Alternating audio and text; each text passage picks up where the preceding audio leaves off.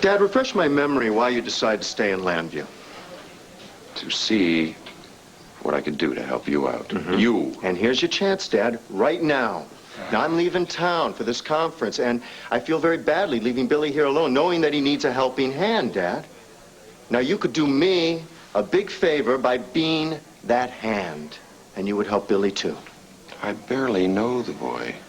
All the more reason for you to feel flattered that he trusts you so instinctively. It's just confusing. I'm not the boy's father. Right, but you had a son with many of the same problems that Billy faces. And you didn't know how to help your son. Well, I can't make it up to William. He's dead. Yes, but Billy is alive and well and about to begin a joyous, wondrous journey into this world, and Dad, you could help him so much by sharing what you've learned from William, sharing that. It didn't help me. I still hurt all the time. And the past is about to repeat itself. And a whole new round of pain will begin unless you're willing to help Billy out. Now, can't you see that, Dad?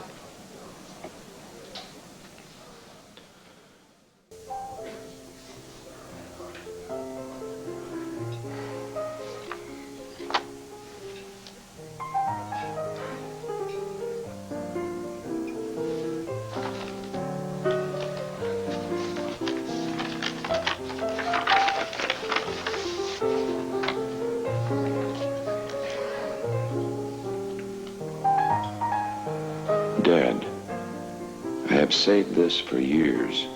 Thought you'd want to see it. Andrew.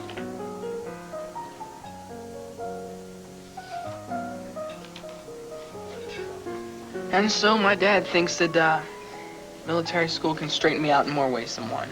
Just like those guys at school thought they could straighten me. Well, we handled those guys pretty well. Yeah, I guess we did. We haven't heard a word out of them since, have we? And your dad is sending you away because of that fight. I don't get it. No, actually, Joe, I think it's just that my dad wants me out of his sight. I don't think that's true. I'm not so sure, Alana.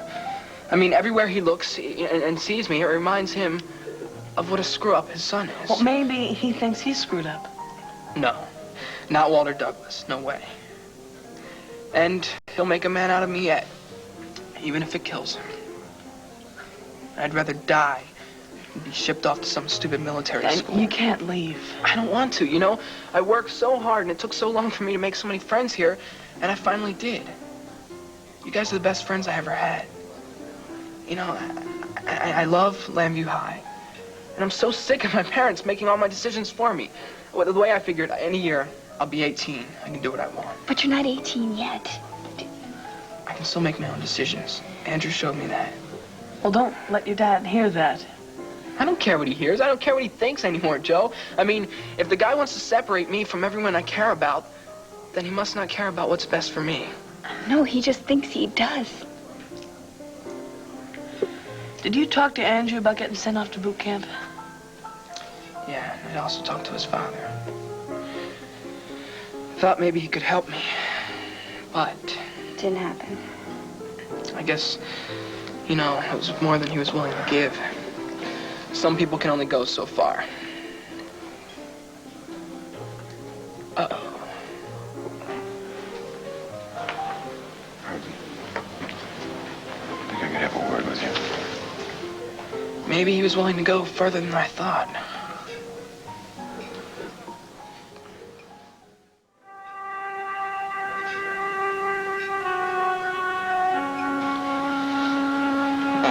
I'm afraid I don't see this as your business. Well, you're right. It's probably none of my business, but I think I can give you something unusual. A glimpse into the future. General, I really don't mean to be rude. This letter was written by my son, William. Written to me when he was away at military school. Well, I have no interest in reading He it. says that he was miserable. Beyond the rigors and the discomfort of military school, he was miserable to the core because he couldn't make me understand the depth of his misery. If you're trying to work something out here, I suggest... Please listen to me. He says that there was a gulf growing between us, and he was afraid that we could never bridge it. He was afraid of what was the feelings he was beginning to have for me. Rage, he said, rage. He was terrified at realizing that he was beginning to hate his own father. In writing this letter, he said he was making his last attempt to bridge that gulf, and the attempt failed. I never read this letter during his lifetime. Walter, please don't lose your son, too.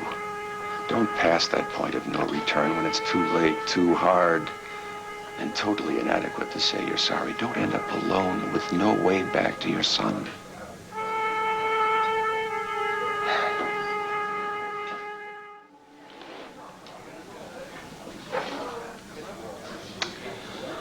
General, I expected more of you. Sorry to disappoint you. I thought that you, more than anyone else, would realize what I've been going through with my son. That's why I'm talking to you about this. No, you're just like everyone else.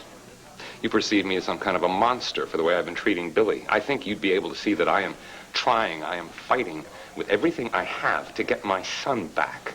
You haven't lost your son. He's right here. That boy over there is a stranger to me. I want back the son that I have known for 17 years. That is the son that I love. I have no interest in that person that your son has turned Billy into.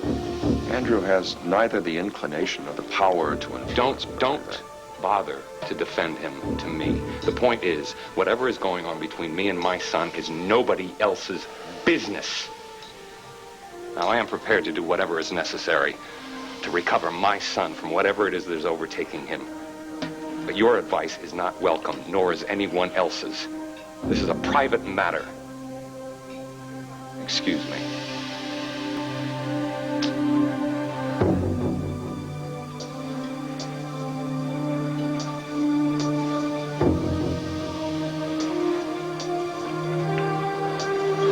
If the general can't get through to my dad. Maybe he did. You don't know. I mean... I know, Lana. I know, and I also know I'm not going away to some tin soldier factory. I'm staying here in Lambview where I belong, where my friends are. I can't do it. I can't go home either. Every time I'm at home, every minute, it's like a full-scale battle. I can't take it anymore, and now I don't even want to think of how my dad's going to act after this conversation with General Carpenter. Why don't you come and live with me? Just for a while until things calm down, huh? What do you say?